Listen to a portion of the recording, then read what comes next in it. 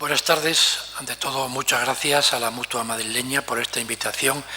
para estar aquí participando con todos ustedes en un recuerdo de una personalidad a la que admiro mucho, que creo que nos ha dado un enorme ejemplo y que creo que durante muchos años estuvo muy olvidada por la sociedad española, dadas las circunstancias políticas que se vivían en nuestro país y también como consecuencia de la humildad con que él afrontaba siempre todo lo que había hecho. Es Ángel Saez-Briz, y para mí también es un honor especial estar aquí con 3 de sus hijos, con otros familiares, porque siempre es una alegría estar recordando lo que hizo su padre, su abuelo, en esos años dramáticos del final de la Guerra Mundial, durante la cual el régimen nazi extremó todos sus esfuerzos por liquidar al pueblo judío, aplicando la solución final que habían aprobado 2 años o 3 antes en aquella reunión trágica del lago Banqui, cerca de Berlín. Y por lo tanto, bueno, yo quisiera también felicitar a la Mutua por esta idea de, al hablar de héroes, pensar también en héroes civiles. Los españoles somos bastante olvidadizos, desgraciadamente. Se conserva mejor el recuerdo de los héroes militares, de los héroes de armas, porque los militares, bueno, se preocupan más que los civiles por mantener viva esa memoria. Pero en el ámbito de los civiles la verdad es que ese recuerdo se vuelve muy limitado, muy deficiente, y hechos y personas como Saez-Briz y hechos como los que él protagonizó, pues muchísimas veces permanecen ignorados, nunca se llegan a conocer, y cuando se conocen pues también se propende a olvidarlos enseguida. Quizás esta idea fue la que me impulsó en su momento a escribir este libro, después de una investigación que fue bastante complicada, por razones que si quieren después les puedo contar. Pero antes, para entrar un poco y directamente a la materia, me permitiría pues, hacer una localización geográfica e histórica del momento y del lugar donde ocurrieron estos hechos. El momento fue en el año 44, a partir de mediados del año 44, 1944, en plena Segunda Guerra Mundial, cuando ya Alemania la estaba perdiendo, pero todavía ya se ha producido el desembarco de Normandía, ya habían tenido que retirarse de sus posiciones en la URSS, también habían ya perdido prácticamente Italia, Mussolini ya había sido derrocado, pero aún así el Reich, el Tercer Reich, seguía controlando y seguía prácticamente ocupando una buena parte de Europa Central, si no toda Europa Central.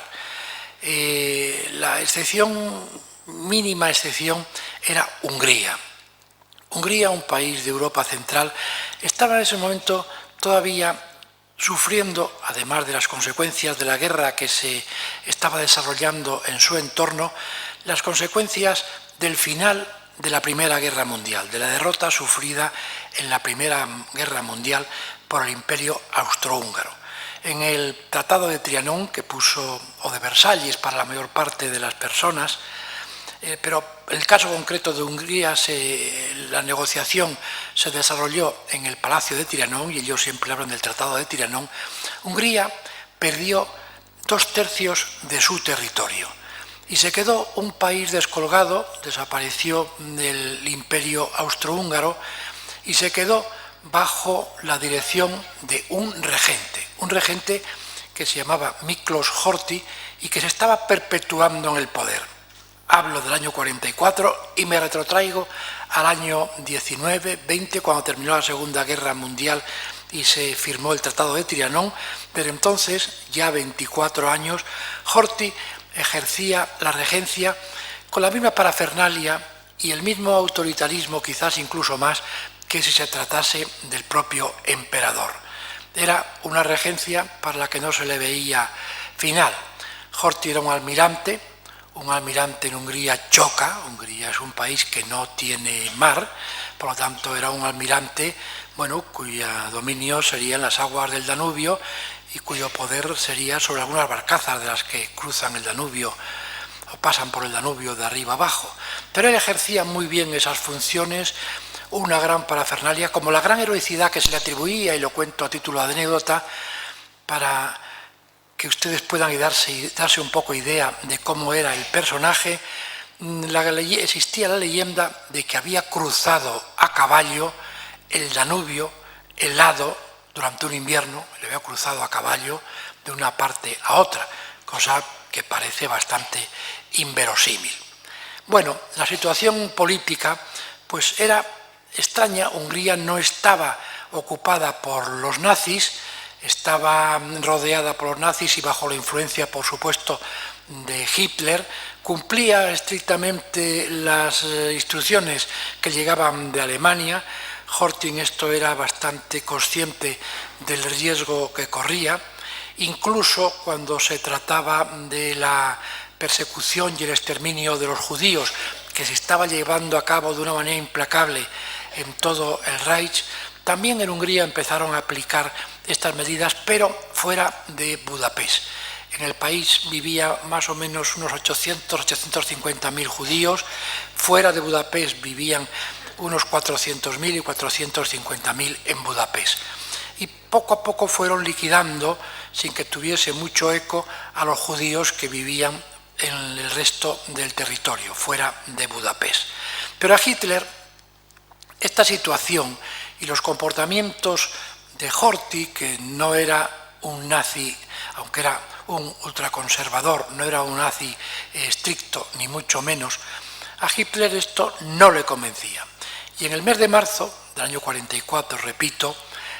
Horthy fue convocado por Hitler a una reunión en un castillo de Austria. Ya saben ustedes que Austria estaba incorporada al Reich como parte de Alemania, y allí durante 2 días que estuvieron encerrados, bueno, no consta mucho lo que hablaron, pero se supone lo que ha ocurrido. Lo cierto es que parece que Horthy tuvo mucho miedo de quedar prisionero allí, que pensaba que no iba a poder regresar a su país, pero pudo regresar en tren, y al día siguiente de llegar Horthy, el 19 de marzo, concretamente el día de San José, entraron las tropas alemanas en Hungría y ocuparon Hungría plenamente. La primera medida que adoptaron, controlar el poder en todos los extremos y obligar a Horthy a que nombrase como jefe del gobierno al líder del partido nazi húngaro, el partido conocido como Partido de los Cruzflechados. Era un partido de una rigidez, una disciplina y una ortodoxia nazi, pues mucho más rígida incluso que la de los propios nazis alemanes. Por supuesto, llegaron grandes refuerzos de las SS, de la Gestapo, de toda la organización política alemana, con un objetivo fundamental. En ese momento Hungría ya estaba cercada prácticamente por las tropas soviéticas que estaban avanzando hacia la Europa occidental, pero la gran preocupación de los alemanes, que ya ocupaban Hungría, y por supuesto pienso que del resto de los alemanes, no era tanto mantener la situación, el control de Hungría, como la de exterminar a los judíos que aún quedaban en Hungría, que eran fundamentalmente los residentes en Budapest, unos 400.000 o algo más. Era la obsesión principal que tenían los nazis en ese momento, y en ese momento se emplearon a fondo para conseguirlo. España, que era un país oficialmente neutral en la guerra, aunque todos sabíamos que bastante escorado por simpatías y por agradecimiento de la dictadura al régimen nazi, bastante escorado hacia los alemanes, mantenía en Hungría una legación, una embajada, que hasta el mes de abril o mayo estuvo encabezada por el conde de Mujiro, un diplomático muy conocido, muy respetado, que ya había tenido actuaciones bastante interesantes en la defendiendo ante las autoridades húngaras y pues un poco defendiendo la situación de los judíos que estaban ya en cualquier caso siendo perseguidos por todas partes. La embajada tenía dos representantes diplomáticos, al conde de Mugiro como jefe de la legación y a Ángel Salbriz, un joven diplomático aragonés procedente de la única promoción de diplomáticos que se había producido durante el gobierno de la República en España, que tenía una experiencia todavía muy relativa, había estado destinado en Alejandría y después temporalmente cumpliendo una misión de servicio en Eslovaquia, pero todavía con poca experiencia. Pero Ángel Salbriz, que era una persona muy inteligente, era licenciado en Derecho, era una persona enérgica, se quedó al frente de la legación como encargado de negocios en aquellos momentos enormemente complicados. Para España, Hungría pues no tenía un interés muy especial con todo lo que estaba ocurriendo en toda Europa. También el régimen español estaba ya pues empezando a mirar hacia otra parte porque era consciente de que Hitler empezaba a tener perdida la guerra, o ya la tenía bastante perdida, y no se preocupó, habló del gobierno español, de nombrar a un nuevo jefe de la legación, y así mantuvo a Ángel Salbriz, que estaba cumpliendo las funciones diplomáticas a plena satisfacción. Es una delicia, por ejemplo, leer, como figuran en los archivos del Ministerio de Asuntos Exteriores, los despachos que estaba enviando continuamente de lo que estaba ocurriendo en Hungría y en todo su apoyo. Yo soy periodista y la verdad que leyendo aquellos despachos son unas auténticas crónicas periodísticas muy ejemplares, tanto por la calidad literaria con que estaban expuestos como por el rigor con que se relataban los hechos de lo que estaba ocurriendo. Ángel Salbriz quedó al frente de la delegación, una delegación muy reducida, en la cual contaba con un número limitado de funcionarios, de empleados, y se encontró de pronto con el gran cambio político que se había producido con la llegada al poder de los Cruz Flechados, encabezados por su jefe tradicional, un tal Szalosy, que era, yo diría que un verdadero fanático, y más que un fanático, un loco. Su obsesión, copiando, nos atrevía a la idea de la raza, de la defensa de la raza aria que mantenía Hitler, él mantenía la defensa a ultranza de la raza aria danubiana, que quería decir la raza de los húngaros, como si fuesen unos seres humanos diferentes al resto de la humanidad. Szalosy estaba tan loco que se cuenta que tenía, tanto en su casa como en su despacho, una colección de calaveras, de prototipos típicos, perfectos, lo que estimaba perfectos, de lo que era la tipología de la raza aria danubiana. Incluso los aduladores del régimen, que en todos los regímenes existen, pues cuando le visitaban, pedían audiencia, y en algunos casos les llevaban calaveras que rescataban de los cementerios, se las entregaban como modelos propios de lo que era la raza aria danubiana, y esto es lo que más encantaba a Szalosy. En cuanto a la política, pues todo se concentró fundamentalmente en la persecución de los judíos, en el intento de deportarlos a los campos, fundamentalmente a los campos de exterminio, a los más próximos y a los más sanguinarios de Auschwitz y Birkenau, que estaban en Polonia, todavía se conservan como un museo que recomiendo visitar para quienes estén interesados un poco en conocer lo que fue aquella barbarie. Hitler, para perfeccionar con perfección alemana la labor de liquidación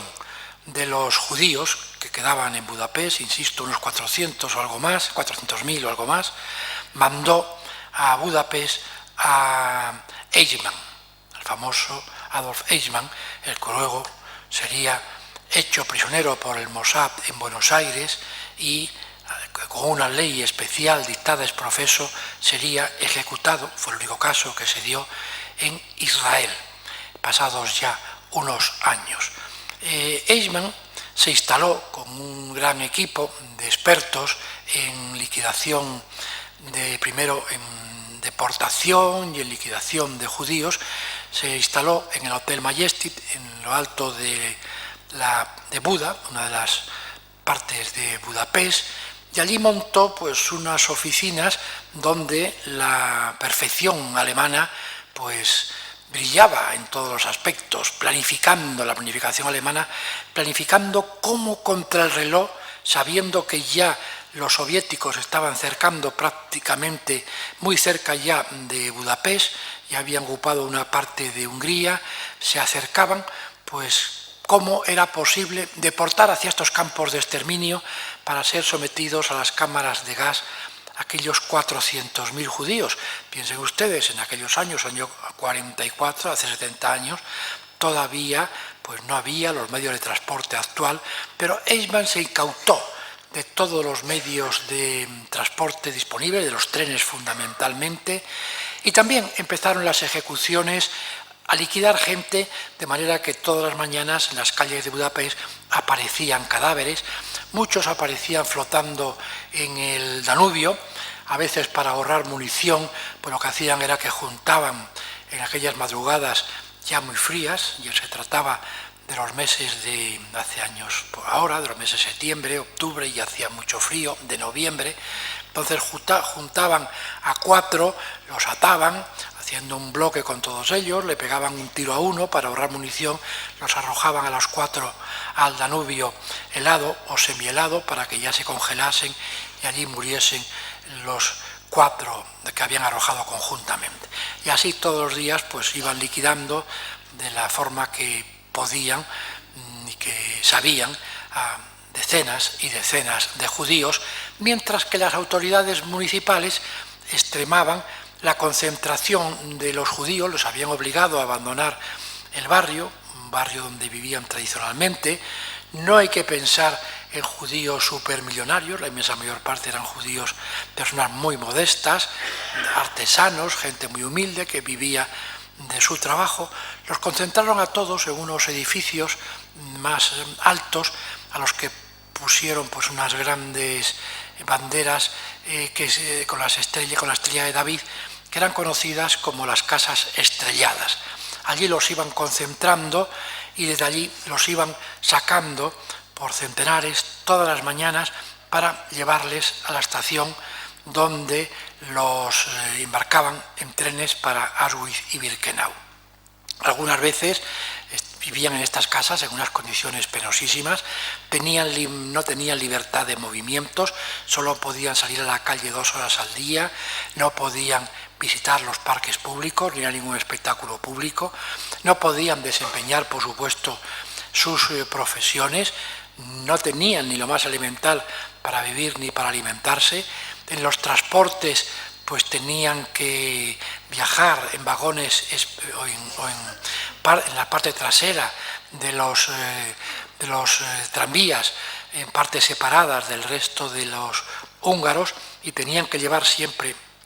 bien visible una estrella amarilla que les identificaba como judíos y que era la que les impedía hacer una vida y un desarrollo normal de su actividad. Ángel Sackville, que hasta ese momento pues era una persona, simpatizaba con el régimen franquista, si no, no hubiese sido diplomático, ni muchísimo menos, incluso tenía cierta admiración por algunos tics del régimen nazi, admiraba mucho el orden y la perfección con que actuaban los alemanes, admiraba la parafernalia con que exhibían los alemanes en sus actos públicos, pero empezó a darse cuenta de lo que estaba ocurriendo con los judíos, de lo que se estaba haciendo con los judíos. Y ahí empezó a aflorar una sensibilidad humana realmente excepcional. Él tenía una buena residencia, tenía una cancillería en el centro de Pest, en fin, tenía un servicio doméstico a su disposición, no tenía especiales problemas y tenía bastante trabajo, estaba solo como diplomático, pues negociando con las autoridades húngaras, que no era fácil, porque además aquí en España, mientras tanto, el cambio de régimen que se había producido en Hungría, en España había llevado a que el embajador que había mandado los nazis húngaros, los cruzflechados a España, el gobierno español no acababa de reconocerlo. La embajada, que estaba aquí en el Paseo de la Castellana, no sé exactamente el lugar, pero no muy lejos de aquí donde estamos, seguía ocupada por el anterior embajador, y las nuevas autoridades nazis húngaras estaban muy enojadas con el gobierno español porque no desalojaban manu militari al antiguo embajador y dejaba entrar al suyo propio. Y ahí Engels Albrecht, con su habilidad diplomática, con su inteligencia, con su perspicacia, pues tenía que estar haciendo continuamente juegos malabares para mantener un poco la situación. Bien, es verdad que cuando se produjo la invasión el 19 de marzo de los alemanes en el territorio húngaro, todas las embajadas abandonaron, todos los embajadores, los jefes de delegación abandonaron el país, con la excepción de 5, los 5 de los países neutrales: España, Suiza, Suecia y el Vaticano, Portugal y el Vaticano, países todos ellos neutrales. Con lo cual entre ellos pues se formó también una relación un poco más estrecha de la que tenían habitualmente, pero eran oficialmente los países neutrales, y aunque todo el mundo también sabía que de esos países neutrales el menos neutral de alguna manera pues era España. Había un personaje muy importante que se llamaba Monseñor Rota, que era el nuncio apostólico, el jefe de la legación del Vaticano, que ya estaba muy preocupado y había estado luchando mucho con los gobiernos anteriores de Horthy, porque era consciente de que en muchos lugares fuera de Budapest ya se habían perseguido, hecho prisioneros a muchos judíos, y entre ellos judíos incluso de segunda y tercera generación, judíos de origen étnico, pero a su vez judíos convertidos al cristianismo. Habían detenido y mandado asesinado a las cámaras de gas a seminaristas, a sacerdotes, a monjas. En fin, ya Angelo Rota mantenía en este sentido pues una tensión muy fuerte con las autoridades húngaras. Mientras tanto, como Horthy, que se mantenía como regente, pero ya sin de hecho pintar nada, intentó maniobrar secretamente algún tipo de acuerdo con los aliados, concretamente con los ingleses. Él era muy simpatizante de los ingleses y intentó por debajo cuerda manejar diplomáticamente algo, a lo cual encargó a su hijo. Tenía 2 hijos, uno era militar, era piloto, había muerto en un accidente de aviación, en un combate. Al otro hijo le tuvo llevando algunas negociaciones secretas, pero los servicios de información del Reich, de Hitler, pues lo detectaron enseguida, y entonces un día se presentó en el Palacio Imperial, palacio que a veces hemos visto en las películas de Sisi Emperatriz, donde residía Horthy. Se presentó un comando alemán encabezado por Otto Skorzeny, el teniente coronel Otto Skorzeny. Otto Skorzeny se había hecho ya muy famoso porque había sido el que había libertado a Mussolini cuando estuvo prisionero en el Gran Sasso, después de ser derrocado y sustituido el gobierno italiano por Badoglio, antes de que, porque Skorzeny le secuestró, le rescató, mejor dicho, de aquel secuestro, le llevó a Alemania, le juntó con Hitler, allí fue donde prepararon la constitución de aquel sucedáneo de gobierno italiano, la República de Salò, tan esperpéntico. Pues el propio Skorzeny, que era considerado como un superhéroe, fue el que entró en el palacio de Horthy,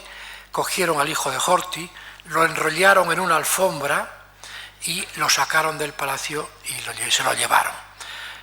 Seguidamente al propio Horthy lo obligaron a marcharse a Alemania en un tren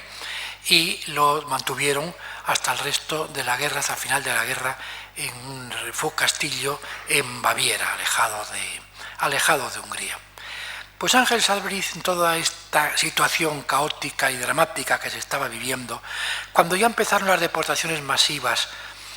de Budapest, cuando se dio cuenta del drama que estaban viviendo los judíos, se acordó, era licenciado en Derecho,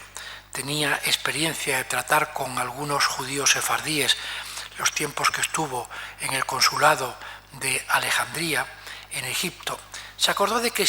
había existido en España una ley dictada por el general Primo de Rivera durante la dictadura, una ley del año 24, en la cual España reconocía la españolidad de los sefardíes, de los descendientes de los judíos expulsados de España por los reyes católicos en 1492. Esa ley les permitía recuperar la nacionalidad española. Dice, bueno, ¿cómo Primo de Rivera hizo esa ley? Pues fue muy sencillo. Los generales, estábamos en plena guerra de Marruecos, de esta hablará Lorenzo Silva dentro de unos días, estoy seguro que será muy interesante. En esas guerras, los generales militares españoles habían observado que en un ambiente de gran hostilidad respecto a los nativos, a veces llegaban algunos poblados, algunas ciudades, donde se encontraban con que aparecían algunos ciudadanos un poco extraños, vestidos un poco extraños, que hablaban un español también un poco extraño, muy arcaico, que les vitoreaban, que les aplaudían, que gritaban sin parar «Viva España», enfrentándose al resto de la población. Y así fueron como esos militares, compañeros de Primo de Rivera, descubrieron la existencia del pueblo judío sefardí en la diáspora. Y esto hizo que, por influencia también de algunos de estos generales allegados a Primo de Rivera, pues Primo de Rivera dictase esa ley que permitía esta vuelta a conseguir la nacionalidad, a la cual se habían acogido muy pocos sefardíes. Primero, porque no se dio a conocer adecuadamente, no había los medios de comunicación que existen ahora, y en segundo, porque les daba mucho miedo. España estaba en una situación muy complicada, muy tensa, y tenían miedo que esto les obligase después a sus hijos o a sus descendientes a hacer el servicio militar en España, tener que ir a las guerras que estaba manteniendo todavía España en África, con lo cual se apuntaron muy pocos. Y esta ley prescribió en el año 31, tenía una vigencia y prescribió. Pero Ángel Sálvoriz se acordó de esa ley. Se acordó, buceó en los papeles, en los códigos, la recuperó, la exhumó, vio que ya estaba prescrita, pero pensó que a través de esa ley, manejándola adecuadamente, si había judíos sefardíes, descendientes de españoles en Hungría, podía hacer algo por ellos. Y en la embajada tenía a un grupo de los empleados de la embajada, la mayor parte eran judíos, y a través de ellos y de otros judíos que conocía, hizo correr la voz de que podía ayudarles en la situación dramática que estaban viviendo. Pero se presentaron muy pocos, fueron poquísimos los que presentaron. Prácticamente en Hungría la población judía toda era askenazi. Judíos sefardíes apenas había, aparecieron, no llegó a una decena, y en su mayor parte eran judíos procedentes de Turquía, que habían huido de Turquía durante la Primera Guerra Mundial, cuando el Imperio Otomano perdió la guerra. Eran poquísimos, pero él lo que hizo fue la astucia de inscribirlos en el libro del consulado como ciudadanos españoles con fecha anterior al año 31, o sea, durante el tiempo que estuvo vigente el decreto de Primo de Rivera, y les dio pasaporte español. Pero le impresionó tanto las conversaciones con estas personas, le impresionó tanto todo lo que estaba ocurriendo, que se fue metiendo a fondo, de lleno, en todo lo que estaba pasando en Budapest en aquellos momentos. Y cada vez se fue concienciando más de aquella situación dramática, y cada vez se fue apoderando de él, que no tenía ninguna vinculación judía, ni hasta ese momento había tenido ninguna relación con los judíos, de esa necesidad humanitaria de ayudar a los demás en la medida que pudiese. como no tenía recursos legales plenos para hacerlo, o apoyándose en el decreto del año 31, sí se ingenió lo que ya estaban haciendo también un poco los suecos, que habían mandado al famoso Wallenberg para que intentase una labor de ayuda y protección de los judíos, que fue la de empezar a extender cartas de protección de la Embajada de España, de la Legación de España, para que estas personas pudiesen mostrar algún documento de protección extranjera que les librase de ser detenidos y ser exportados hacia Auschwitz o Birkenau, hacia las cámaras de gas. Entonces se le ocurrió buscar o propugnar entre la colonia judía, que ya digo que estaba concentrada fundamentalmente en las llamadas casas estrelladas, que si había personas que tuviesen algún tipo de relaciones con España, familiar, de tipo económico, del tipo que fuese, pues que se presentasen en la alegación que él podría prestarles ayuda. Perdón.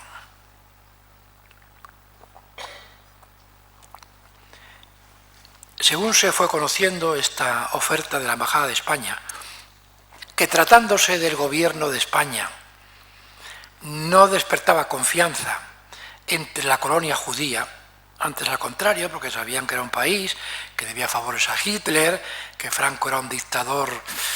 sino nazi de corte fascista, en fin, pero apareció en la embajada una familia reclamando que sí, que tenían un familiar en España, traían cartas recientes de ese familiar que tenían en España, y le contaron a Ángel Salbriz, le contaron que su familiar era carpintero, ebanista, y que estaba en ese momento construyendo o fabricando muebles para un palacio en Galicia que se llama Palacio de Meirás, que le iban a regalar el pueblo español a General Franco, que se lo iba a regalar y que se lo estaban amueblando y que le habían encargado a él, que tenía un taller de ebanistería importante, la construcción de algunos muebles para ese palacio.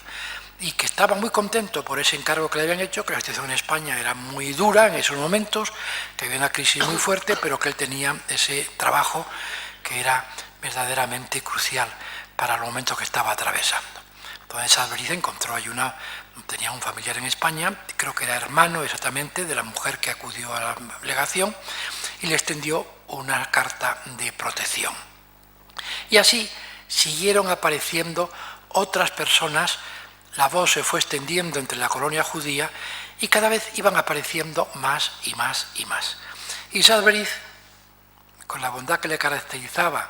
y consciente del drama que ofrecían aquellas personas que venían a visitarle, pues empezó a extender cartas de protección cada vez con menor fundamento. De hecho, que la relación con España, con que supiesen decir buenos días o al final dijesen gracias o por el estilo ya le bastaba, comenzó a emitir cartas de protección continuamente, centenares de cartas de protección, hasta que llegó un momento que se le acabaron primero los impresos de pasaportes, también las cartas de protección. Recibió una alerta del Ministerio de Asuntos Exteriores diciendo qué era lo que estaba haciendo, entonces dijo que estaba emitiendo esas cartas de protección a personas vinculadas de España. Tuvieron unas fuertes discusiones con los representantes del gobierno húngaro, tuvo unas discusiones en algunos momentos muy violentas.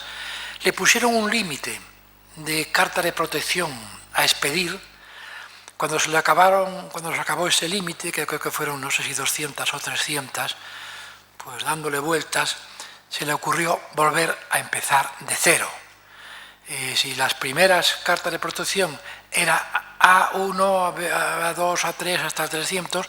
luego empezó con la serie B, luego la serie C, y así siguió expidiendo cartas de protección,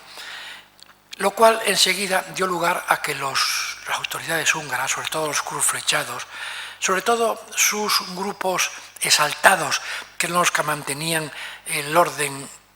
nazi, por decirlo de alguna manera, y lo de orden lo digo entre comillas,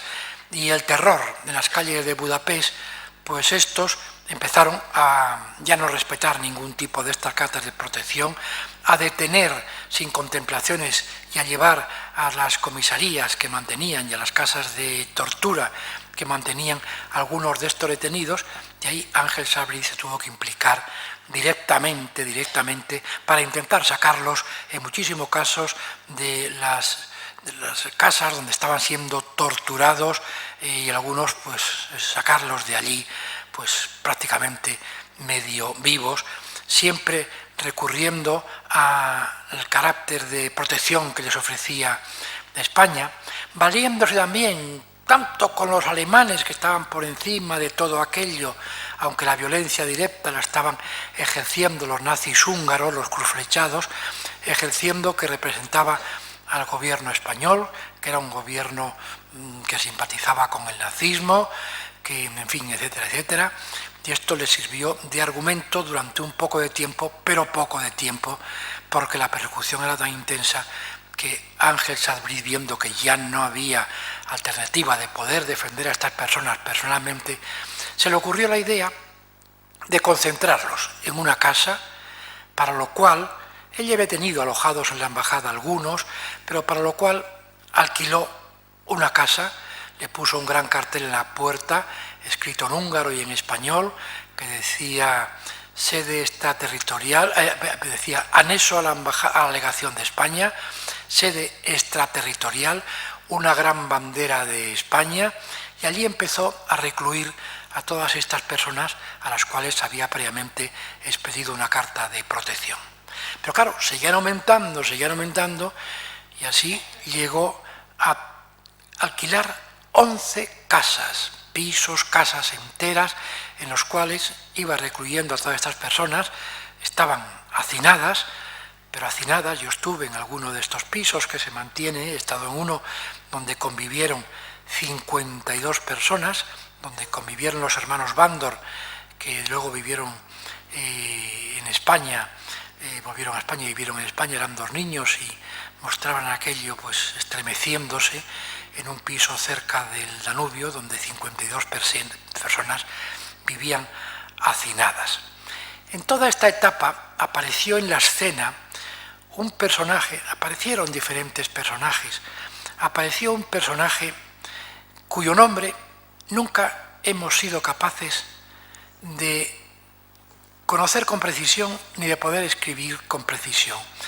Tenía un nombre como Urrulutu o algo Rucullu, algo por el estilo, porque siempre lo hemos escuchado a través de pronunciaciones en inglés, en alemán, pero sabíamos que fue un divisionario de la División Azul que había desertado, que era procedente de Navarra, de una familia conocida de Navarra, pero nunca identificamos cuál, que se había refugiado, que había venido a Budapest y que estaba en Budapest, y que en un momento de apuro, cuando ya en Budapest la tensión se hizo muy difícil, ya se oían los disparos, entre los bombardeos de los soviéticos en torno a la ciudad, pero esa persona se presentó en la embajada, se presentó a Ángel Sabriz, pues con su humanidad también demostrada en esto, nada más, seguramente le dijo, mire, cuando vuelva a España, pues seguramente le juzgarán por desertor y póngase usted en lo peor. Pero bueno, mientras esté aquí, contará, usted es un español y usted contará con la protección de la embajada. Y así contó con la protección de la embajada hasta el final. Otro personaje se llamaba Perlasca, Yoyo Perlasca, era un italiano que había estado en la Guerra Civil Española, formando parte de las tropas italianas que habían venido a ayudar a Franco durante la Guerra Civil Española. Había sido sargento de artillería. Cuando terminó, antes de terminar la guerra, y ya cuando terminó su periodo en España, al marcharse, el capitán general de Cataluña, siguiendo una costumbre, una tradición, le había extendido una carta, que parece que la extendían a todos los excombatientes extranjeros que habían venido en ayuda de los nacionales, como se les llamaba entonces, o de los franquistas, le había extendido pues una carta agradeciéndole los servicios prestados, y en la cual le decía que en España siempre encontraría ayuda, tanto en España como en cualquier delegación de España en el extranjero, siempre sería bien recibido y gozaría de protección.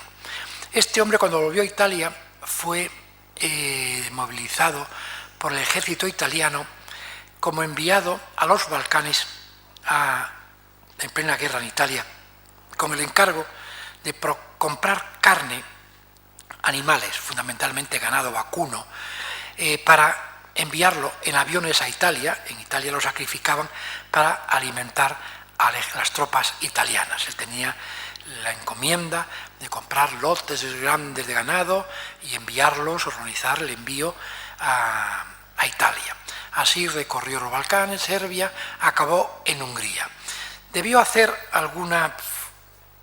picia porque él llegó a Hungría medio huido. Estuvo en Hungría sin saber muy bien lo que estaba haciendo, pero en determinado momento empezó a ser perseguido por las autoridades húngaras, y en este caso no por ser muy enemigo del régimen, porque era un fascista italiano, por lo tanto no... Pero en fin, alguna fechoría debía haber hecho, no es consciente, pero viéndose muy perseguido, después de estar refugiado en una pensión unos cuantos días, sin poder salir a la calle, acudió con la carta que tenía del capitán general de Cataluña a visitar a Ángel Sabriz, al jefe de la legación española, al encargado de negocios. Le presentó la carta y Ángel Sabriz una vez más pues la acogió y le prestó esa protección. Y estas dos personas, junto con el personal de la embajada, enseguida se prestaron voluntarios para ayudar a Ángel Sabriz en aquella labor humanitaria que estaba llevando a cabo para mantener un montón de casas repletas de personas a las que había que intentar mal alimentar, a las que de vez en cuando pues había que llevar medicamentos, porque durante ese tiempo pues muchos se pusieron enfermos, hubo alguna defunción, hubo nacimientos de niños, en fin, y hubo muchos problemas, como pueden ustedes imaginar, en una situación como esa. Perlasca, Navarro, y también las personas de los empleados de la embajada, concretamente los conductores, uno porque otro, yendo a llevar alimentos a una de estas casas, le agarró un bombardeo, machacó el coche en el que iba, murió en el acto y su coche quedó aplastado, con lo cual también la embajada quedó limitada, tanto en movilidad como en servicio. Pero estas personas pues iban al mercado negro, compraban alimentos, sacos de arroz, de trigo, de lo que podían para llevar, de alubias, de lo que podían llevar a las casas donde estaban recluidos los judíos, llevaban también los medicamentos que conseguían también de extraperlo, y todo ello, hay que decirlo, fácil es imaginar que la legación de España en Hungría no tenía mucho presupuesto para nada y menos para eso, todo esto pagado del bolsillo particular de Ángel Sabriz, que mandaba continuamente informes a España de algunas de las cosas que estaban ocurriendo, fundamentalmente de lo que estaba ocurriendo en los frentes militares, pero no de lo que él realmente estaba haciendo en la protección de los judíos. Él tenía conciencia de que al régimen español no le iba a agradar demasiado de eso que estaba haciendo. Tenía conciencia además que el Ministerio de Asuntos Exteriores español estaba perforado de espías de la embajada alemana, de informadores de la embajada de Alemania en Madrid. Sabía perfectamente que los despachos que llegasen a Madrid enseguida serían conocidos clandestinamente, claro está, pero que serían conocidos en la embajada alemana, que la embajada alemana lo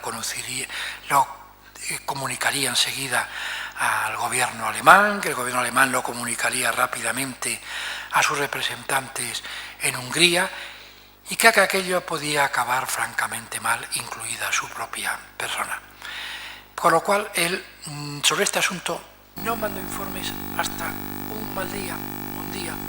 en que cuando entraban a trabajar por la mañana los empleados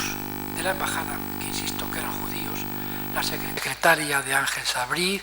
el médico, un abogado llamado Fanca, que era el que auxiliaba a Sabriz mucho en los asuntos jurídicos y de funcionamiento de relación con las autoridades húngaras, porque era también el que hacía de intérprete, de traductor, los llevaron detenidos a todos. Y esto a Sabriz le pareció absolutamente intolerable, lo comunicó al gobierno español, inmediatamente pidió instrucciones drásticas y ahí sí que enseguida, con cierta rapidez, recibió instrucciones de emplear todos los recursos que tuviese a su alcance para sacar de esa detención a esos empleados de la legación. Sabriz ahí se empleó a fondo y utilizando también ese argumento, ese telegrama que había recibido de Madrid, dándole esa mano libre para emplearse con fuerza ante las autoridades húngaras, se empleó con más fuerza todavía de la que ya venía desempeñando. Y a veces tuvo que hacerlo hasta con violencia física. Los nazis húngaros, los cruzflechados, no se rendían, mantenían cercadas las casas donde estaban refugiados los judíos, en algunos casos intentaron asaltarlas, también hubo algunos casos de violencia, por ejemplo, un día el hijo de unos refugiados, de una refugiada que estaban en estas casas, ya se volvió medio loco,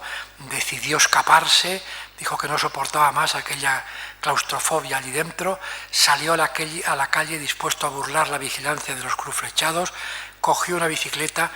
y su madre, desde la ventana del piso donde estaban recluidos y sus compañeros, vieron cómo le mataban a tiros cuando iban en la bicicleta los cruzflechados. Otras veces Ángel Sabriz se enteró de que algunas de estas personas que tenían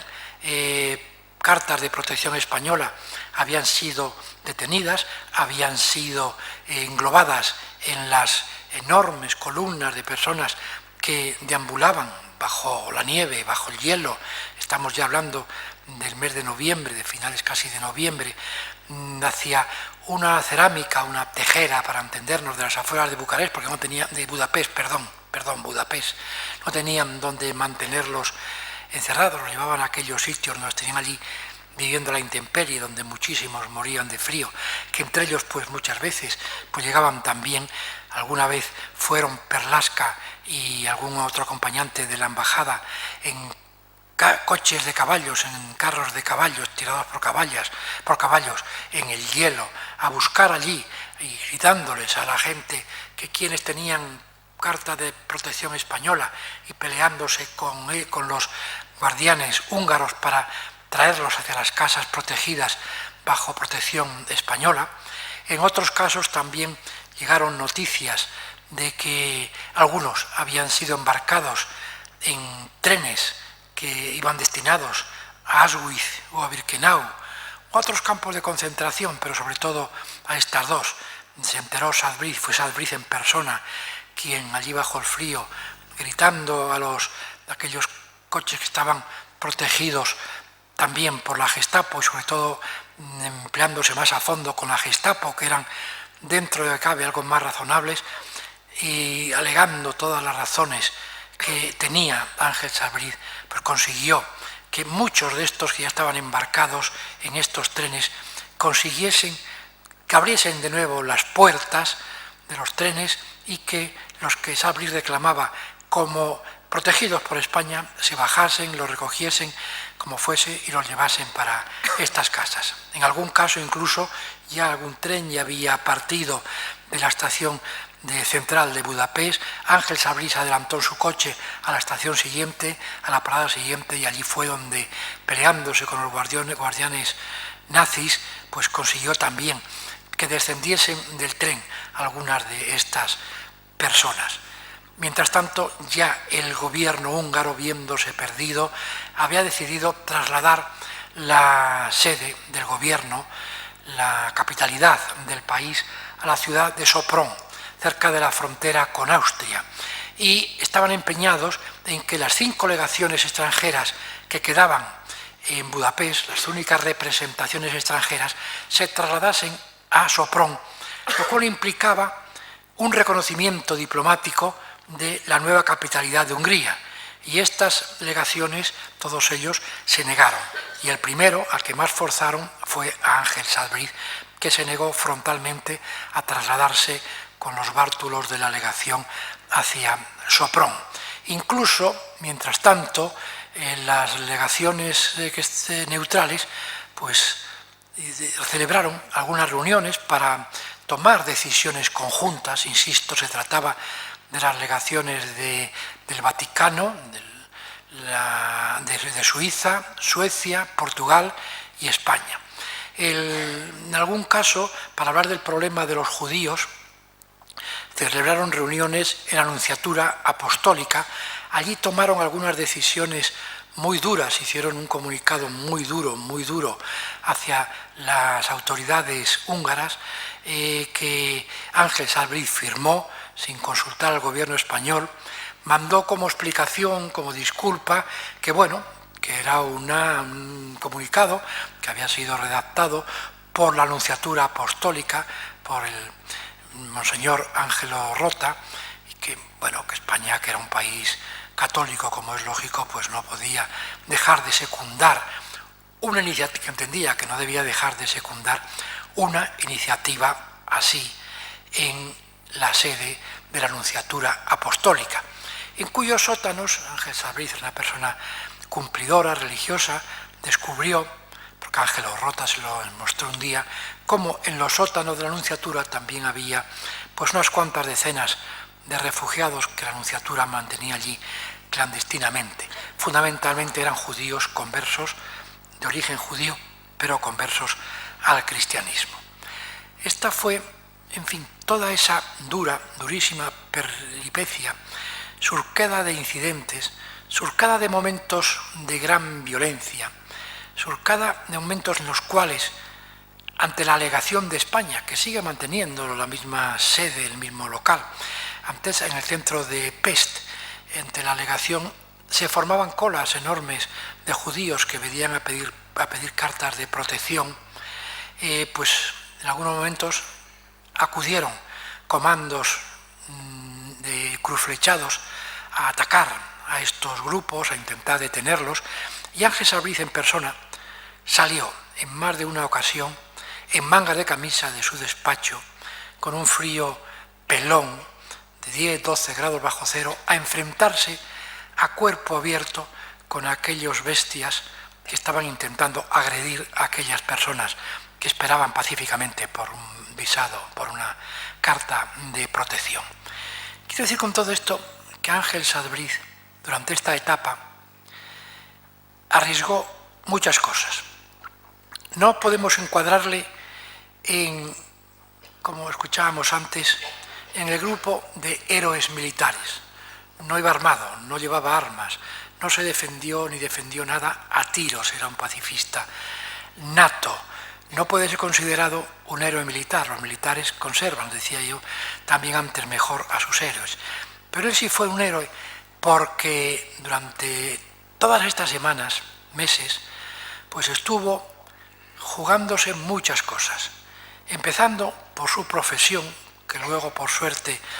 recuperaría plenamente y sería muy brillante, arriesgando, jugándose definitivamente su propio patrimonio, su dinero y jugándose sobre todo la vida, hasta el último momento. Cuando ya las tropas soviéticas cercaban Budapest, cuando ya se esperaba la entrada en cualquier momento, cuando Hungría ya prácticamente estaba tomada por los soviéticos, el gobierno español cursó una orden tajante a Ángel Sabriz para que transfiriese los asuntos, los negocios de la legación a la embajada sueca, que se proponía permanecer, y que regresase a España. España no mantenía relaciones en ese momento con ningún país comunista y menos con la Unión Soviética. Era evidente que la entrada de los comunistas en Budapest, lo primero que hubiesen hecho sería ocupar la legación española. Ángel Sabriz recibió esta comunicación a primeros de diciembre del año 44, pero se encontraba en una situación personalmente que en su sentido humanitario consideraba muy delicada y muy de autorresponsabilidad propia, que era la situación de aquellos miles de personas que él tenía protegidos en las casas de protección de España, las casas anexas a la embajada. Pero en fin, hubo un momento, aún permaneció allí intentando dejar las cosas lo mejor arregladas posibles, hasta el día 15 de diciembre más o menos, en que emprendió viaje por carretera, no había otro sistema, no otra vía, hacia Suiza, y dejó, bueno, a la embajada les dejó todo el dinero que tenía, dejó la embajada, les dejó y dice, bueno, pues yo no puedo hacer más nada, tengo que regresar, pues que tengan ustedes suerte. Y entonces los que se quedaron en la embajada, ahí sí que tuvieron también, sobre todo Perlasca, que hasta ese momento pues había sido un poco el recadero, que había estado llevando alimentos y comidas a los que estaban en las casas estas, pues se abrogó la condición de encargado de negocios de España. Era una persona, como suele decirse, con mucha cara, una persona muy desenvuelta. Se presentó en el Ministerio de Asuntos Exteriores, que era un caos, que era una ciudad caótica absolutamente, debían quedar 4 funcionarios del último rango, y se presentó allí diciendo que Ángel Sabriz, el encargado de negocios, había viajado a España para negociar con el gobierno español el reconocimiento definitivo del nuevo gobierno, del gobierno cruzflechado de Hungría, y que mientras tanto él era encargado de negocios. Había cogido en la oficina, en la Cancillería, algunos impresos, los había rellenado a su manera, les había llenado de sellos de la embajada, y haciéndose pasar por representante español, pues mantuvo aquella situación los pocos días que ya tardaron en entrar los soviéticos en Budapest, y que rápidamente pues bueno, comenzaron a liberar estas casas donde se encontraron con aquellos centenares de personas. Ocuparon evidentemente la sede de la legación española, la convirtieron, bueno, en una sede durante muchos años como casa de las brigadas internacionales, por supuesto ajena a nada que tuviese que ver con el gobierno español. Así terminó el final de esta peripecia de Ángel Sabriz en Budapest. Luego regresó a España, su carrera diplomática, por fortuna, continuó adelante, como primero fue enviado a San Francisco como adjunto a la legación de la República Dominicana para actuar como observador en la creación de las Naciones Unidas, una transformación de lo que había sido la Unión de Naciones a lo que es la actual ONU, y después a partir de ahí de cónsul en Nueva York, y a una carrera muy brillante que le llevó a ser embajador en 6 países diferentes, todo un récord y más de aquellos tiempos, siendo el primer embajador que tuvo España en la China comunista, en la China de Mao. Fue el embajador que le presentó las credenciales a Mao Zedong en persona, y finalmente como embajador en el Vaticano, que bueno, es un poco la estrella para los diplomáticos ser embajador en el Vaticano, donde murió pues ya hace 80. En el año 80 exactamente. No tuve la suerte de conocerle personalmente, que es algo que me hubiese encantado, pero sí tuve la suerte, por una serie de coincidencias, de casualidades, de poder escribir una primera historia de todo esto que ocurrió entonces, seguramente con algún error, seguramente con más fallos de los que yo quisiese, pero que bueno, creo que contribuyó a que esta figura, que seguía olvidada, plenamente olvidada por todos, incluso por el gobierno español de manera especial, pues saliese a flote. Ya en estos años siguientes, cuando ya en España se implantó la democracia y España estableció relaciones diplomáticas con Israel, hasta ese momento, durante todos esos años, a lo del año 44, hacia los años ya finales de los 70 o primero de los 80 más bien, en que España estableció relaciones con Israel y también con Hungría, entonces la figura de Ángel Sabriz pudo emerger, se fue sabiendo todo lo que había hecho, o una parte pequeña de lo que había hecho, porque él, y de esto puede hablarnos sus hijos, Ángel especialmente, nunca contaba nada, nunca nos daba ese ejemplo excepcional de muchos héroes civiles, de muchos héroes anónimos que consiste, después de hacer todo lo que hicieron, no conceder ninguna importancia, antes al contrario, a todo lo que habían hecho. Muchas gracias y perdón si me he enrollado demasiado. Muchas gracias.